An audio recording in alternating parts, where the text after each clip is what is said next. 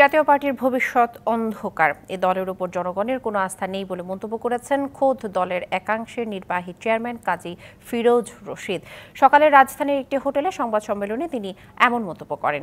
চলমান তীব্র তাপপ্রবাহের কারণে নবগঠিত কেন্দ্রীয় কমিটির পরিচিতি সভা বাতিল করা হয়েছে বলেও জানান তিনি। কাজী ফিরোজ রশিদ জানান, আগামী 5 দিন রাজধানী সহ সারা দেশে স্যালাইন বিতরণ কর্মসূচি পালন করা হবে। পরে কর্মসূচির উদ্বোধন করেন শীর্ষ নেতারা।